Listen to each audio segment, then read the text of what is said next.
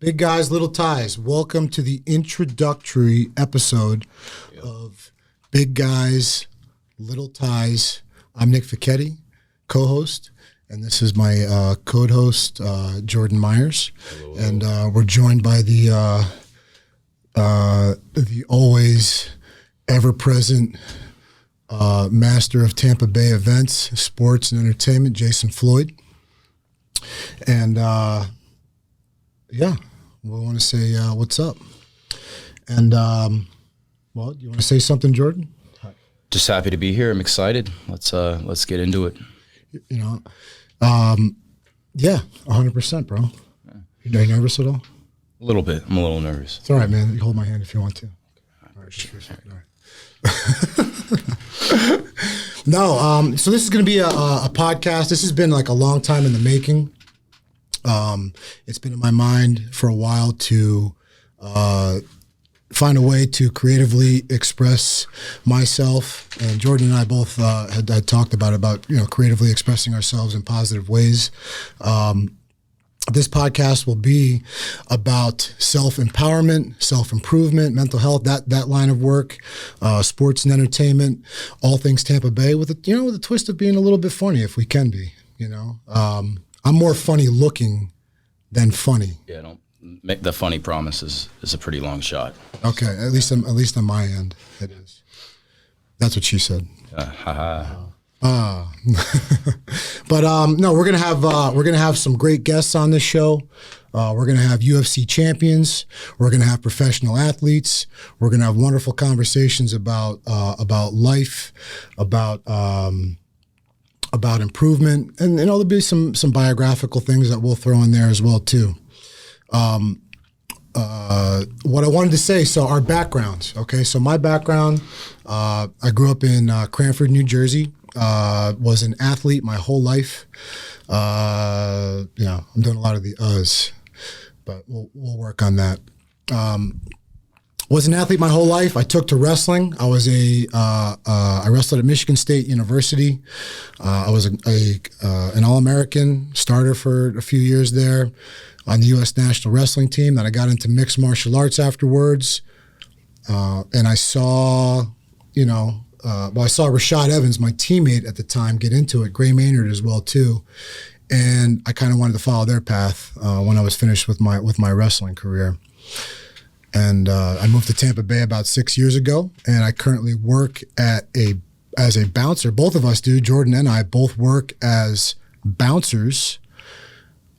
More politically correct as Floor host. Floor host. Yeah, I'm sorry. Yeah, bouncer is a negative connotation. Floor host at the Scores of Tampa Bay Gentlemen's Club. And I worked previously as a social studies teacher. I've worked as a waiter. I've worked as pretty much any job you can think of. I've worked it. And so, yeah, that brings us here. Jordan and I met in the industry. I'm going to introduce Jordan right now next. So Jordan's is one of the greatest guys that I've met. We hit it off. We worked really well together. We worked at another club called the Dollhouse of Tampa in private security as a floor host, another gentleman's club. Jordan's a great guy. He's he also is a fellow wrestler. He's a Tampa Bay native. He is an Army veteran. He is in Afghanistan. He served in Afghanistan. And, we just hit it off very well. And, Jordan's a comedian too, amateur comedian, right? I mean, you could call me that, but you might be wrong. Okay. But I do my best. I do what I can. Yeah, of course. I try. So, so Jordan, how you doing, man? I'm good. I appreciate the introduction. Anything else you want to add, man? Go ahead. Just that my wrestling is far from where you brought. I just wrestled in high school. I didn't go that far or anything like that. But it's a good foundation. It still brings you far. It teaches you a lot about life. Absolutely, man. Like, that's one thing I'll say about anybody that's ever wrestled in their life, especially in the American system, the way that we do things, or the way that wrestling is interpreted in America, it's like being in boot camp. Okay, you're like in a military boot camp all season long. You got to make weight. 30 times. If you cut weight, you're going to make weight 30 times. You got to compete. You got to deal with the daily grind, tons of stress. It's really the epitome of mano-a-mano combat, in a simulation fashion, in my opinion. Would you agree with that? It's just a controlled fight, Yeah. That's all it is. It's just one guy comes out on top. Yeah. Do you, being a veteran and having served, how do you compare your experience in wrestling to being at war? Is there a comparison at all, or is it not really a comparison? I'm sure there's a lot of metaphors there. I think wrestling set me up for the Army like really, really well. Like when how so? I don't know, you're just doing stuff you've never done before. They're like pushing you and it sucks, but then you're like, I did this in high school. Not to that extent. No one's like controlling your life, but just that's the hardest I was ever pushed, physically prior. And then you just fall back on that, and they'll put you in situations where you have to, not necessarily wrestle, but combatives, and wrestling just puts you ahead of everyone else who hasn't done anything like that. Yeah. But it's its own little mini war, I guess. When you wrestle, like you're in your own plane. It's just you and them, and somebody has to go. So I always laughed at people that were like, "Oh, you wear those little tights, and you roll around with guys on the mat," and they give these like, the homosexual connotations. Come on to the about mat. See what happens. Yeah. Everyone says 100%. it, Yeah. But I think what we found is that wrestling is, in my opinion, and I think a lot of other people's opinions, it's the greatest base for combat sports, for mixed martial arts, and for other things. I mean, some people would argue differently. They would say, no, jiu-jitsu or judo. But I think American wrestling, Greco-Roman, is a fantastic base for combat sports, but also really in any situation in life too, right? Because you simulate a lot of hardship, a lot of difficulty. It is like the perfect foundation, because even if like maybe not a lot of wrestling like techniques or the rules in wrestling won't apply to like a real fight, because all the obvious reasons, but like it teaches you leverage, it teaches you momentum, it teaches you where like your weight needs to be, where their weight needs to be, and those are all really valuable lessons, like in a conflict, a mano-a-mano situation. Yeah. And you participated a little bit in what's the Army Combatives called? Army Combatives program I think it was like ACAP at the time. You might have switched it. Okay. Yeah, it's okay. Yeah. So tell me, where did you do your boot camp? Where'd you do like AIT and all that stuff? And what was your basic was Fort Jackson, Carolina. Okay. I think it's South Carolina. Yeah. I always get them mixed up. It's the only time it was like my first time leaving the state. I was going there. And then I did Fort Belvoir, Virginia for AIT, like 8 months, I think. Yeah. And then I was stationed in Wiesbaden, Germany. Okay. Afghanistan, and then I went back to Germany. So just one contract, nothing. That's cool. Nothing crazy. Well, what was your MOS again, too? Like we talked about, you did different things, right? Like your MOS is one thing, but you did other things too. Yeah. I was a 12 Yankee, which was a geospatial engineer. Used like satellite imagery to support various operations, but that wasn't necessarily needed, all the time. Downrange, I did personal security for a 2-star general. Nice. And we led all of his like convoys and stuff like that throughout the year. Got him where he needed to go. Yeah.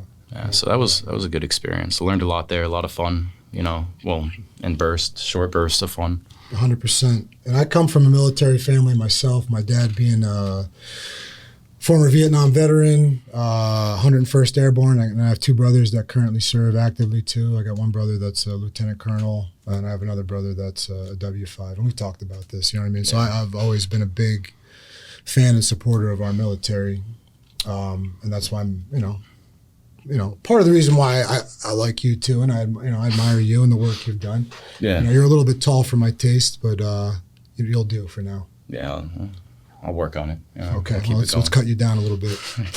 I already lowered my chair to kind of like. Okay, here we go. Here come the short jokes. All right. How's the weather up there, by the way? So no, yeah, I'm excited about our first guest that's going to be on the show. Not this episode, obviously, but we have. I've already got commitments from Randy Couture, former 5-time UFC champion, Olympic alternate. He's also a former military. He served in the U.S. Army. He was in the Army World Class Athlete Program, I believe. Don't quote me on that. I think he was a sergeant. I think so. Yeah. He did a really interesting oblong route. See, most people go to college right after high school. He joined the military after high school. I think he got married. Well, he'll explain it, when we get him on the show. He joined the military first. He was served for like 4 or 6 years, maybe even longer. And then he went to college afterwards, after he won a couple of Greco-Roman national titles. He got recruited, went to Oklahoma State University, and he was like a 3-time All-American and an NCAA finalist. And then the rest is history from there, I'm so excited, man. I grew up playing him on a video game. Yeah. I know, right? Like that. It's going to be so weird. Yeah. So my experience with Randy, I worked, so when I decided I was going to go into mixed martial arts, I was looking for locations to go to. And Gray Maynard, who was a former UFC fighter, he fought for the title a couple times against Frankie Edgar, for the listeners that don't know who he is. He's from Las Vegas originally, and he moved back out there, and Randy had just opened up his gym, Extreme Couture.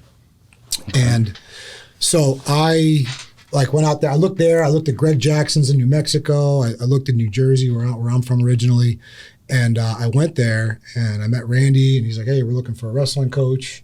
And I was like, man, well, as soon as I met him, I've never really been starstruck before by anybody, but I saw him and I was kind of like, just lost for words. And he was awesome. We went mountain biking with him and Gray. Just a great guy, seems like a regular dude, and he was just, so down to earth. And, so I worked as a wrestling coach there, and I learned some boxing and kickboxing and jiu-jitsu, and it was really a great experience at Extreme Couture, Randy's gym and his brand. It was really fantastic. I'm excited to talk to him. Yeah, I'm psyched. Yeah, you can say that. That's okay. Right. We'll let it happen naturally. Right. Just let it roll off the tongue. Yeah. So yeah, man. So and then part of our lives, you know what I mean? Like, I think the goal for this podcast, one of the goals is, so I was a social studies teacher and I studied history. I was not a great student at all by any means, but my father at home, so my father's originally from Budapest, Hungary, and he left Hungary in 1956 during the Hungarian Revolution. So, for guys that, well, whether you know it or you don't know it, but Hungary was taken by the USSR under their control after World War II. And, so my dad was born right at the end of World War II in 1945. And he only knew communist Europe at that point. And so in 1956, the Hungarians had like a small revolution. They killed off the local Soviets, and a whole bunch of people left Hungary and escaped to other countries. So my dad was part of that, him and his family. He was 11 years old at the time. He left and they escaped to Austria. And Austria gave them sanctuary, I guess the word is, right? And then from there, they had the choice to go to like Canada or Australia or other places. And he decided to come to the States. So, he gets to the States when he's 12. And at 19, he joins up and joins the United States military. He signs up for the U.S. Army, and he's drafted to Vietnam right away. He was in the air assault? He was 101st. Yeah, 101st. Yeah. Well, I think it was the 82nd. I don't quite understand. It was the 82nd and then 101st. I don't know if they switched or he was part of both of them. Well, yeah. I mean, depending on how long in your guess, but I don't know, Vietnam. Obviously I wasn't there. Right. No, different. The rules change all the time and all that stuff moves around. So, my mother born in my mom was born in Europe too. She was born in a refugee camp in Germany right after World War II. So her family's Polish, and her parents were taken essentially as like slave laborers for the Nazis in World War II. And my mom, was born in 46 after the war. In a refugee camp outside of Mannheim, Germany, which is like southwestern Germany. Luckily, she was born in the U.S. sector. So she had a choice to, her family had a choice to go to different places. They could have went back to Poland. They could have went to other places, but they decided to come to the States as well. And you spent some time in Germany, right? Yeah. A couple years. Wiesbaden, I think I mentioned that. Yeah. Wiesbaden. That's right by. It's right by there, right? Yeah.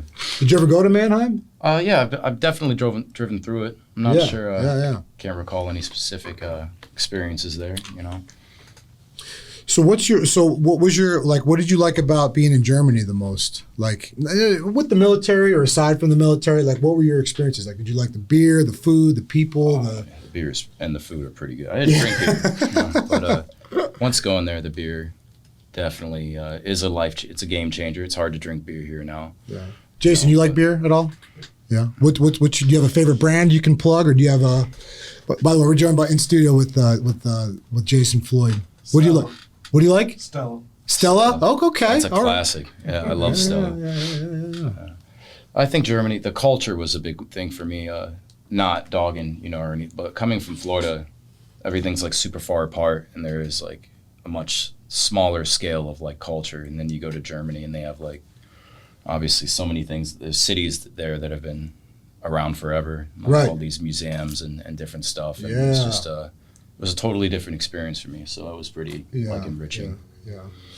It's kind of funny. I talk to people sometimes. I tell them I'm a especially when I run into Europeans. I'm like, I studied history in school. Well, they're like, well, what did you, history, Americans and history. There's no history in America. It's only 200 years old. And yeah, right. It's a pretty common. I'm like, well, I'm sorry, man. This is where I was born. Give us time. Yeah, give us some time. Give us some space. I think it's happening and.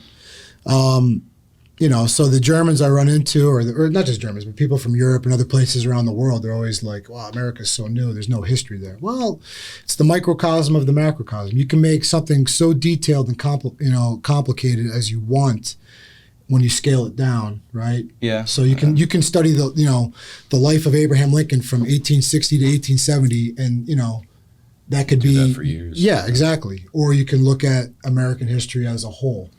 I mentioned Abraham Lincoln because he's my favorite American president, or just character. I would say he's my absolute favorite. Absolute favorite. Yeah, I mean, there's some great ones in the world, but the story of Lincoln is the best. You like Lincoln at all? I mean, who doesn't like Lincoln? I don't know. I mean, I'm just saying you kind of look like him a little bit. Yeah. He's with the beard. Maybe I need to be a bigger fan then. No, I love Lincoln. We see his name everywhere. We wonder. I wondered why. And the thing is that Lincoln he's the ultimate American dream story, in my opinion. A guy that was born with literally absolutely nothing, not barefoot and destitute, but he was poor white guy in a frontier town who rose to the highest office. The most famous position in not in the world at the time, but in America at the time. Yeah. And during the most tumultuous time in American history, the American Civil War, and he was the right man for the right job at the right time.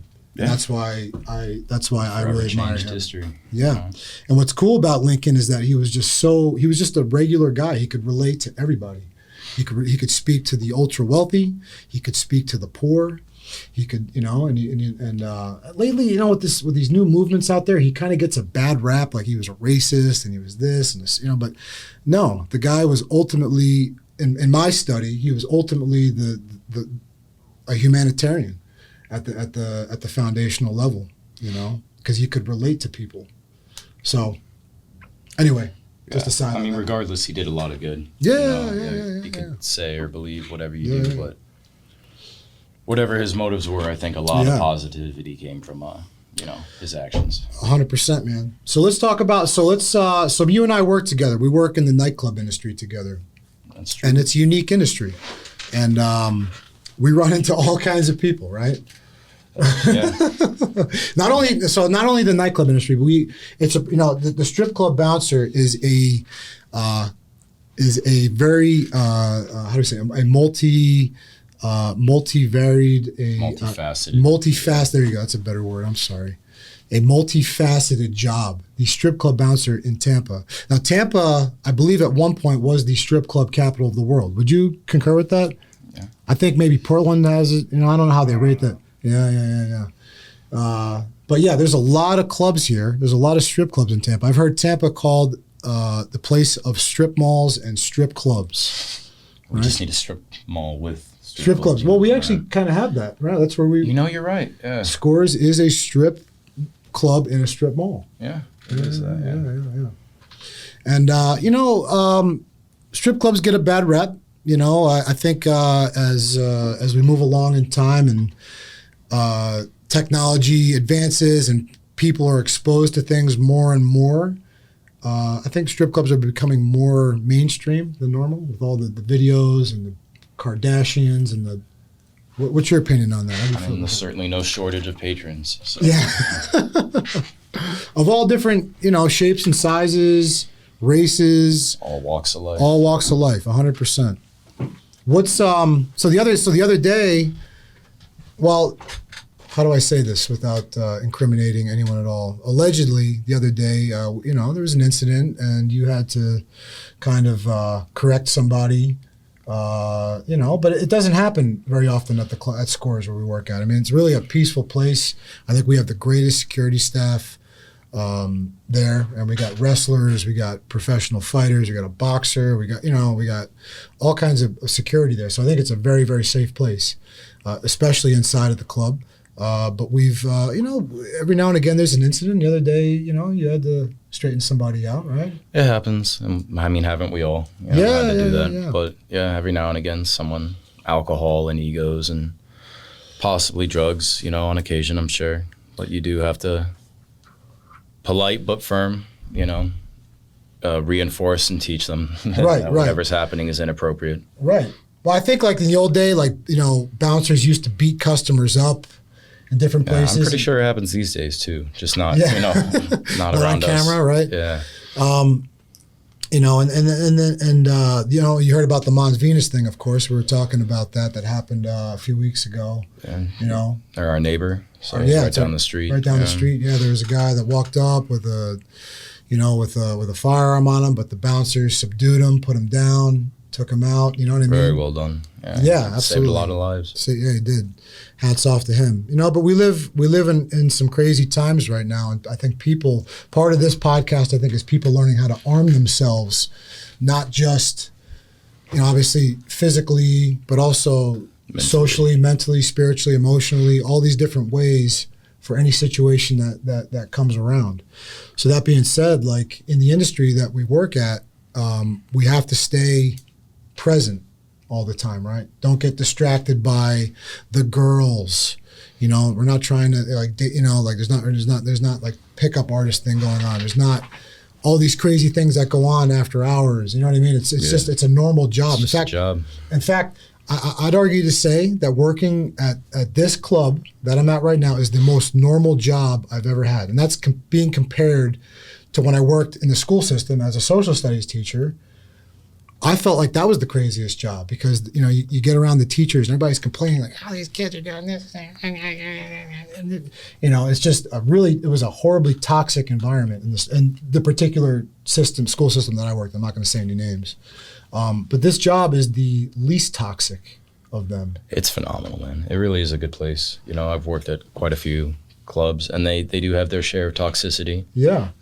Sometimes they do have a shiesty vibe, kind of when you walk 100%. In and you're kind of like, I don't know about this place, but there are some good ones. It's like a little family. Yeah. Well, is there any, you've told me a couple stories about some of the places that you've worked. Let's not name drop them. No, we're not going to name drop any, but some incidents that may or may not have happened. What's some of the craziest things that you've seen at all in the industry? And I'll try to share mine while not getting X-rated.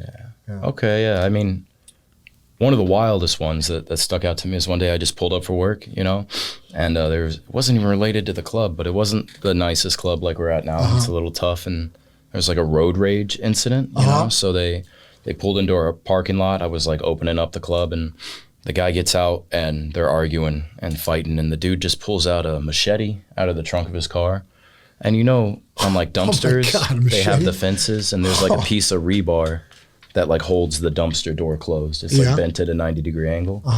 The guy saw the machete and went and grabbed that, and like they looked like they were gonna have like a kids like sword fight with the toys. They were gonna go at that, but the dude with the rebar made quick work of them. Oh my God. They ended up with the machete pretty quickly, and then, that was, but little things like that, they happen all the time. That wasn't related to the club, but yeah, that was the first one that comes to mind. I'm like, man, I just got to work. Yeah. These people pulling up and you see people just sword fighting in the parking lot. Yeah. Jeez. I'm trying to think of some of the crazy ones that I've had. And I worked in Vegas. I worked at a club called the Spearmint Rhino in Vegas. And, I worked there for, 5 years and change. And it was a different dynamic there because, here in Tampa, it's mostly like local. I mean, you get game days and you get a lot of out-of-towners, but Vegas was like 99% tourists and out-of-towners. Yeah. You know what I mean? So the locals, and it was a 24-hour club. That's too. wild. Yeah. So I worked, when I first started there, I worked 2:30 to 10:30. 2:30 a.m. That's so weird. I know, it was crazy. It was the worst. And I was training full time. I was, in the middle of my fight career, and I was eating how I wanted. I really had it was hard. It was really hard on me. And I eventually had like a physical breakdown from it. But we had a couple of, I don't know if I'll get into the X-rated of things that I saw there, but we had some fights sometimes that were just all out brawls, just nasty brawls. Like one time we were out front, we kicked these guys out, and my manager at the time was a guy that had a big mouth, and there's three of us standing in front of him, and he's mouthing off at these guys. He's like, "And you ugly and behind the nasty." bouncers, Yeah, right? behind the bouncers. Yeah. So the guy slowly walks up with his hands behind his back. And he kind of looks to the side like he's gonna and so we kind of look to the side, and then he just reaches over and socks my manager over the top of us. His arms came from just downtown. Socks my manager in the middle of a sentence. He's kind of like Kurt, and the guy just like. So my manager, he had the radio in his hand. The radio goes flying in the air. So we immediately had to take the guys down, and one of them ran to the car to grab a gun. So we had one of the guys. The gun, man. Yeah, we had to go hold him down. My one coworker had to the guy was in the car reaching for something, and we had to get him out of the car and hold him down. And we had to hold him there for 30 minutes until the cops came. And here's the thing with Vegas cops. I'm using 99% again. 99% of the time, you're not getting arrested, okay, in Las Vegas. Do whatever you want. Pretty much, aside from murder somebody. You heard it here. Yeah. Go to Vegas. Yeah. Do So seriously, you are not getting arrested in Las Vegas if you do something wrong at a club. Police don't want to do it. And I love the police. I'm a fan of the blue, but I get it. They let a lot of incidents go at certain times when we feel like, certain things should be done. It has happened. Even down here where I'm like, how is that person walking away? Yeah, seriously. Yeah. Another incident at another club I was not a party of, but I worked at this club. These clubs you're not allowed to bring firearms into. No weapons. Yeah. I mean, Florida is a gun state, and a lot of people. Nothing against them. Nothing against guns. People carry them. People have them. I believe in the right to bear arms 100%. But this guy was in the club, and someone saw, he was kind of drunk, moving his arms around, his shirt lifted up a little bit, and someone saw his firearm. So, the bouncers found out about it. So when the guy went to the bathroom, he's at the urinal, they snuck up on him, lifted him up, slammed him on the ground, took the gun out, and then escorted him outside. And there was this incident, the gun fell down and it didn't go off though. They got lucky it didn't go off. Anyway, they escort him out. Cops show up, and not only did they hand the guy his gun back, but they let him go. You know what I mean? And I mean, it's not, discreet. There's signs everywhere, that right. No guns inside, no weapons. And honestly, the club that you're referring to should have wanted to avoid that situation. 100%. But, yeah. But yeah, you have to assume at that point, if they have it, it's not just attacking people because they have guns. It's well, advised to not bring a weapon into the club. 100%. So at that point, you just assume it's, ill intent. Yeah. One thing I feel like you skipped over, is your intense knowledge of, alternate medicine and breathing techniques. Oh, yeah, You've helped me a lot when I had the neuropathy and different the lion's mane and vitamins. You're very well versed in all that stuff. No, I appreciate that. No, so I had Quit hitting the mic, man. My bad. Yeah, I just really thirsty. No, so my background in it comes from It starts with when I was living. I mentioned it previously. I was in Vegas. I was working in the clubs. I was just complete, and fried. I was fried, working 2:30 to 10:30. I just signed a contract with Bellator. Had a fight. Had my first fight, and I lost. I got triangle choked in the first round by Richard Hale, and my body. The thing is, going into that fight, my body was just completely like just fried. Like my mind was fried. I was just burnt out. My whole life I'd been wrestling. I hadn't done anything. If you want to compare it to like the Eastern version of yin and yang, yin being the nourishing, yang being the exertion part of life and the cycles, I had no yin at all. I had no recovery. It was always go, go, go, go, go. Anyway, no excuses. Richard Hale, caught me in this triangle choke, and now it's a highlight reel for Bellator. I was like a 12-1 favorite going in this fight. Anyway, I lose this fight, and my body is just fried. And then, so I took some time off after, and I met my ex, and I was scheduled to fight my next fight. So I'm still kind of like fried, and I go to a life extension specialist. I go to I get my blood work done, and they're checking my testosterone levels, and everything was good. And I wasn't going to take any test or anything like that. I was like vastly opposed to not just Western medical, but he was like, the doctor was really hard on me. He was like, listen, man, you're going to need hip replacements. Your back is terrible. You're ugly. Everything. He just threw smell bad. Your breath is terrible. He just threw the kitchen sink at me, and I was like, God, this sucks. I'm 20. I'm 29. I'm 30. Why does it have to be like that? So anyway, meet my ex, and then I'm scheduled to fight in Bellator. I'm like 3 weeks out, and we find out that we're pregnant, and I was like. Then I basically like lost it again. You know what I mean? I just not lost it, not a complete breakdown, but the stress levels just really increased. And from the years of compounding stress and competing and being in events, just sort of added up, my body just started to really shut down. I started having pains in my kidneys and and I was, I looked healthy on the outside, but on the inside, I something wasn't right. So anyway, I'm looking at all these places. I didn't really like what the Western doctors had said to me. I came across these yoga people. This just happened to come across her. She was an acupuncturist, and her husband was like this yogi guy. And so I met them, and they did some acupuncture sessions, and he sat me down, and he was like, listen, man, your body's dying.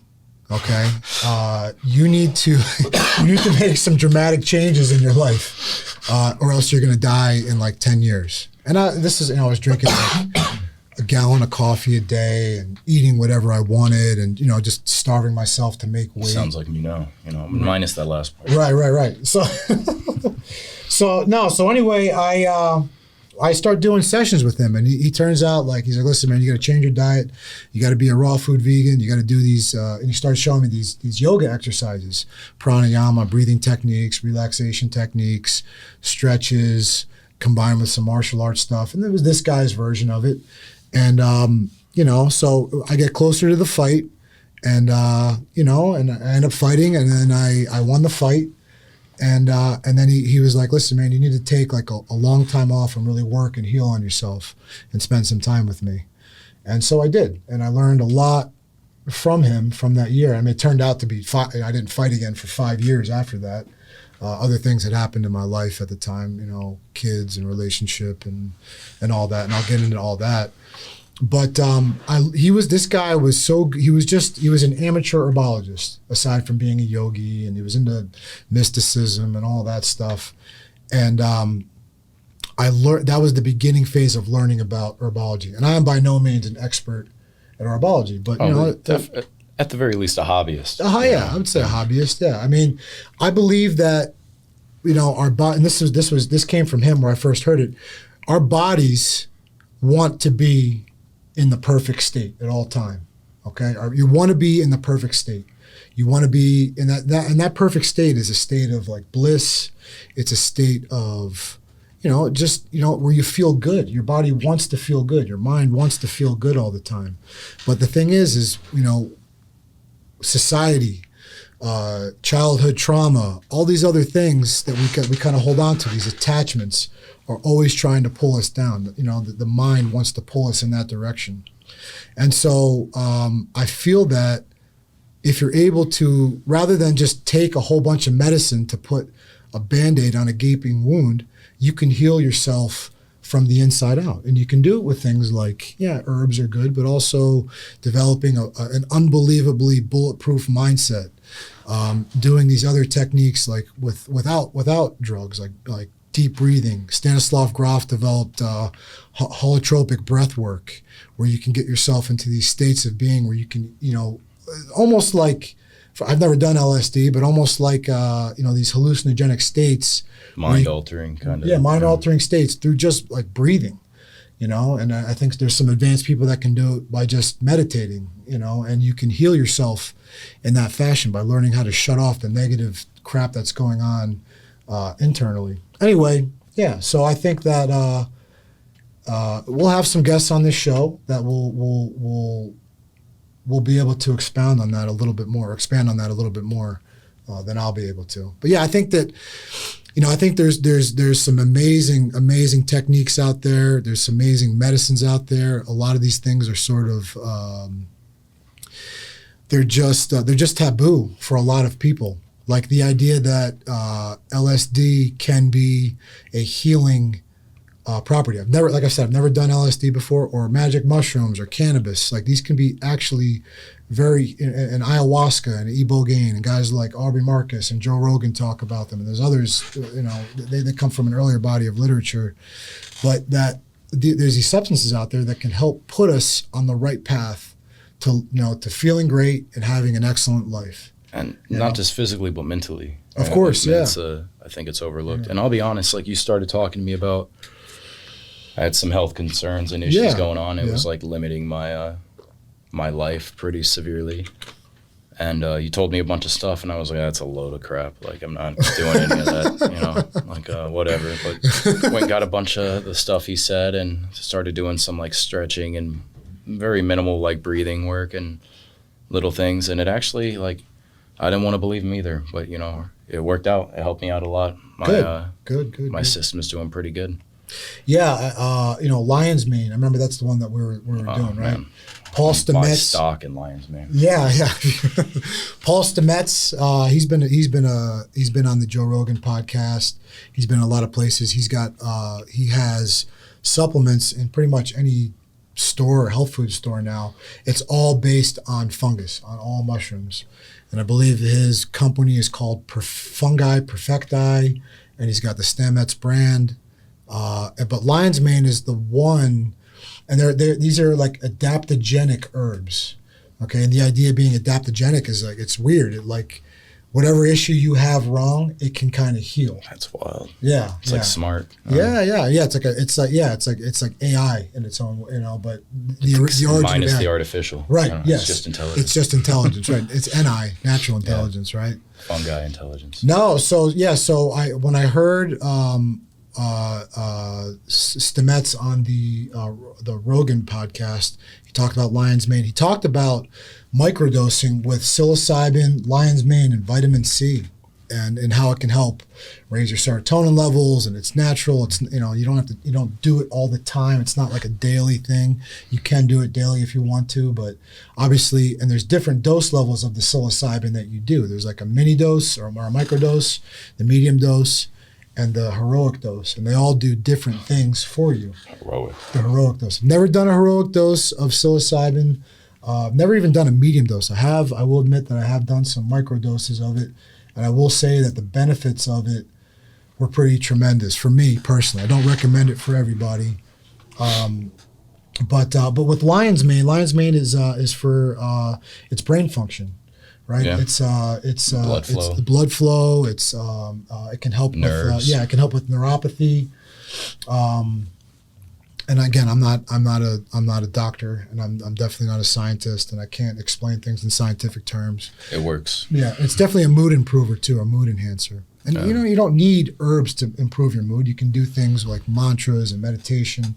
I have 3 things that work for me every day, and if I can do all 3 of them, I'll have a bulletproof day. And that's get some kind of workout, okay, get my heart rate up, or get a pump, particularly with like high intensity or combat training.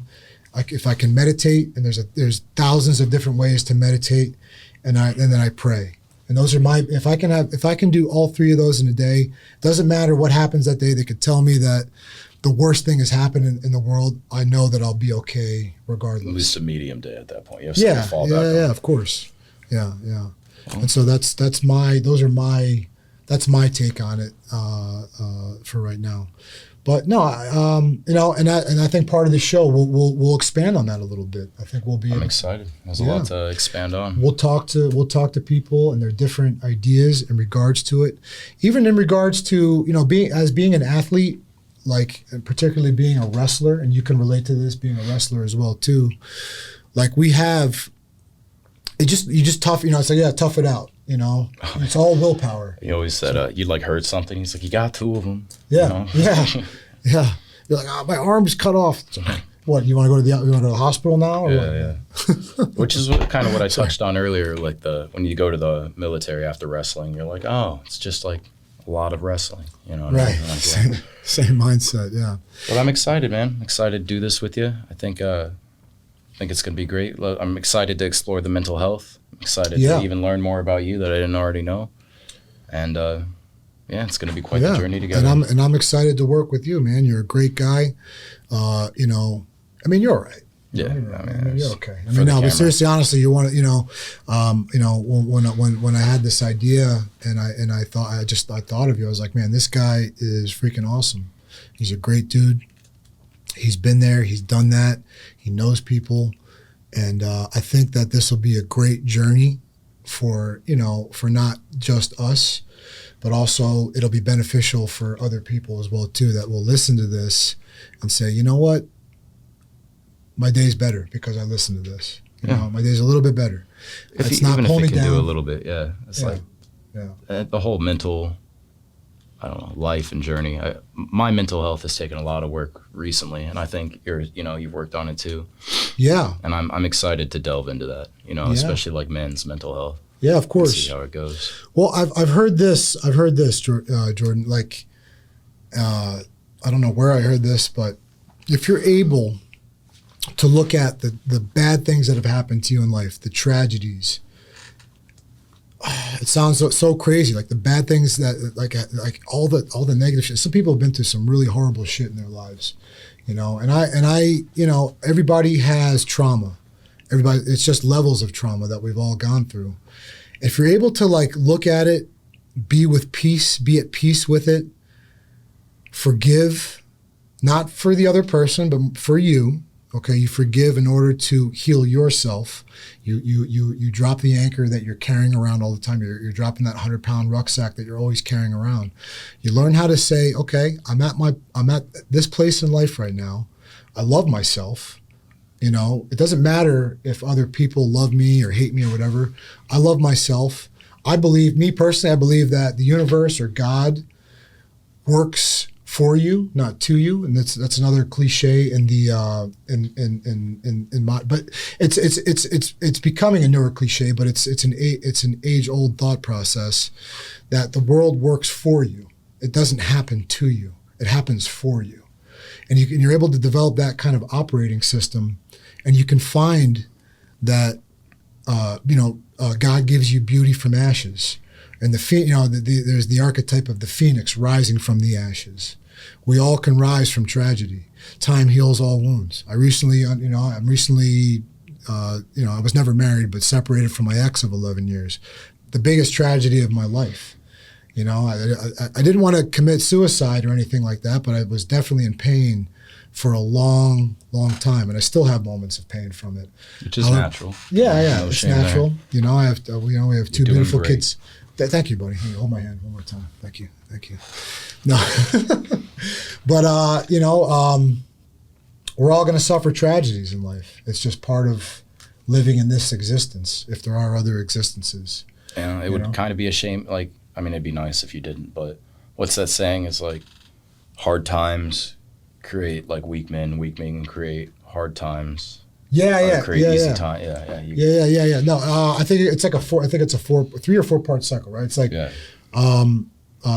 hard men create soft times, right? Yeah. Soft times soft times create soft men create hard times create hard men. Go. Yeah. My point is, like, you live and you learn, you grow, you grow stronger. And sometimes you do meet somebody who's just had, like, nothing ever happened to them, and you're like, God, when it does, it's going to be bad, because they're just they're not ready, like at the smallest inconvenience. Well, you can lead a horse to water, but you can't make him drink. Yeah, that's true. I mean? I've never tried, but I keep hearing it. So, never had a horse. But honestly, man, like, and even as an athlete, a lot of athletes, I mean, there's a big movement now towards mental health with athletes, and a lot of these athletes, football play, whatever sport you played or any activity you did as a young person, and that, eventually it's going to come to an end. All things come to an end. That's just part of living in this existence. But some athletes just can never seem to let go of the past or be okay with what happened, and I suffered from that as well too. I'm 43 years old. I was still trying to fight last year. Yeah, you know what I mean? You were in it. You were ready. Yeah, I was ready to go. It didn't happen. We had 3 or 4 different contracts kind of fall through. Now, don't get me wrong. If Logan Paul or Jake Paul wants to step up and get a shot at the title, what title? You know where to find me in Tampa. All right. But no, seriously though, the title of Tampa. Yeah.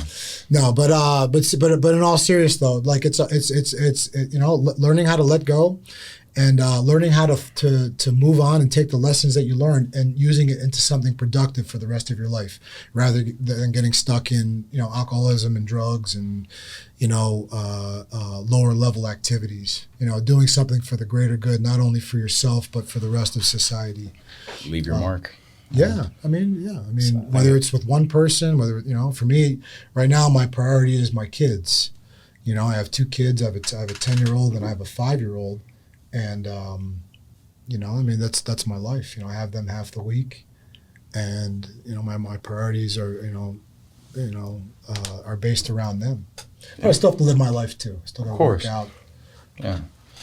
So. Well, I think on the subject, not of the kids, but on letting go and letting life is probably a good point to bring it to an end here for our first episode. What do you think? Yeah. Well, here's the thing, man. Randy Couture, like, this guy won the UFC title at 45 years old. 45 years old. He comes back out of retirement. I think he hadn't fought in a little bit. He beats Tim Sylvia in a packed house in Columbus. Wins the title. He's the oldest ever person to win the title there or hold the title. I think it was. Yeah. Whatever. Yeah. One of those. And so, and then learning, for him to find, and I think his last fight, I think he was 48 or 49. That's for his last fight. Yeah, which is phenomenal. You know what I mean? I don't know. Bernard Hopkins might have been older. Bernard Hopkins, was he 50, Jason? Do you know? I think he was 50 or 51 for his last boxing fight. Holy shit. Wow. Holy cow. Bernard Hopkins being that old and competing. Tom Brady being 46, was he 46, 45? I mean, at the end of the day, we have to let it go. We have to let it go. We have to move on and find out what the next thing is. And I think in MMA, I've seen some athletes do very well with it. Randy did very well transitioning into like acting, and he's got this GI Foundation. He's got the Extreme Couture GI Foundation. Another guy is Chael Sonnen, who's done very well. Chael Sonnen, also a phenomenal athlete. Probably the best guy to never win a title. I would love to have him on the show too at some point if we could. That'd be amazing. But being able to transition to those next areas of life, whether it is, whether it's a soldier, a guy that's in the military. That's a good point. A lot of people struggle with that. Of course, like, especially if they've been in a long time, coming out. Well, what do you like? How did you feel when you? I mean, that's kind of a loaded question, but my dad. So my dad talked about his issues when he out of Vietnam. I think that situation's way more intense though than. I don't know about that, man. Yeah. I don't know. I mean, tell me. So I mean, you're at war, and then all of a sudden you're home. A couple weeks later. I think that conflict in particular was like really bad. As far as like a trauma and experience and the way it was handled and everything. Right. It's its own beast where like you. Yeah, I agree. And I'm not minimizing anyone's experiences these days, you know, with the conflicts we go through. I was very fortunate. I came out all right, you know, nothing too crazy. But yeah, and regardless, even if nothing at all were to happen to you, it does take quite a bit to relocate yourself in normal life. But they have like classes and stuff that they didn't do a whole lot for me, but they help other people. Right. Well, no, I mean, I'm not laughing at the situation, but the thing is, I think it's a daily practice. Oh yeah. You know what I mean? Because as a soldier, I mean, as an athlete too, so I think, you know, athletics obviously mimics war, and you know, we'll get into the origins of all that, particularly combat sports. But you know, just leaving that situation, you know, and I think it's universal. I mean, the Romans talked about it, you know, and World War I veterans, and you know, veterans of every war. It's got to become a daily practice to reestablish yourself. That's what I think. A daily practice, and it starts with, and this is my opinion, when you wake up in the morning, you find the good in things rather than like my back hurts or this sucks, this happened 20 years ago and I'm still, you know, like you wake up and the first thoughts in your mind have to be thank you, you know, the first words, gratitude, thank you very much, thank you that I have this, thank you that, you know, my fingers still work, thank you that I have feet, thank you that I'm breathing the air, thank you that the sun is shining. You know, you find the good in things. And I think even if you don't feel that at that time, even when you're like, even when like all the, you know, the world could be the worst for you, like the worst possible scenario, even if you don't feel it, if you say the words to yourself, I'm thankful for such and such and such and such, and you do it to yourself all day long, even though you don't feel it, eventually you will catch up to that. You just gaslight yourself. Exactly. Yeah. Okay. Yeah. Gaslight. It's what it is. What is You want to know the origin of gaslight? Sure. Okay. Just tell me. I think we're reaching our end here, but we'll clear it up. All right. I want to keep talking. All right. Well, the gaslight. I think it was a movie where this guy had a wife, and he like decided it was like much older. He didn't want the wife anymore. He wanted a new girl. Yeah. But he couldn't.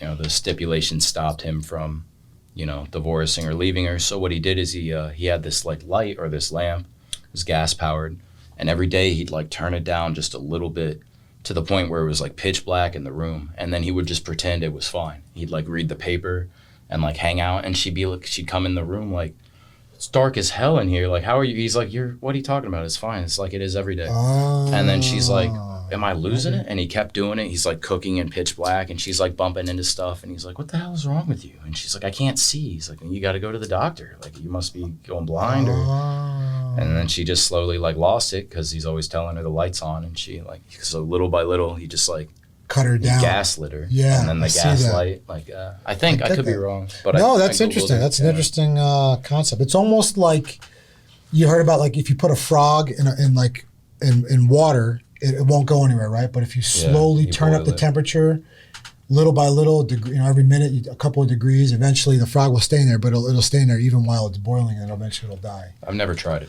No. Have you ever eaten frogs before? I have frog legs. I'm from Florida, man. Okay, sure. It just tastes. It's just chicken. That's all it tastes just like chicken, just like gator bites. Gator bites are a little different, but they're better. Okay, but, all right. It's predator chicken. Predator chicken. Well, all right, man. So we'll conclude. So yeah, hey, man, awesome first episode. Yeah. Now, slop. So here's the thing: we have these ties on. Did we even go over this yet? No, I don't think so. Big guys with little ties. I'm not that big. I'm not as large as you. I'm like 6 foot tall. You're big in spirit, and you're way tougher. So. Well, I don't know about that. You know, I'm soft and mushy on the inside. Not really though, but I am. It's hard to get to that with the rugged exterior. Right. No, but yeah, big guys with little ties. What does that mean? Little ties to what? Little ties to reality? Well, I don't think so. Maybe little ties to the ego. It's a play on words. Certainly little ties to sanity. Yeah. I don't know. We appreciate some comments on that, what everybody would think. What do you Go a say, lot of Jason? different ways. What do you think, buddy? Big guys, little ties. Good. All right. Let's do it. All right. Yeah. So next time, we'll be tune in next for our episode with Randy Couture. We're going to be, I've got the commitment from him. Once we'll go with our other people that we have on this. We're going to have like a variety of people. We'll have athletes. We will have mental health specialists. We'll have doctors. We'll have legal specialists. And I think we're just going to have a great time. I think we're going to have great conversations.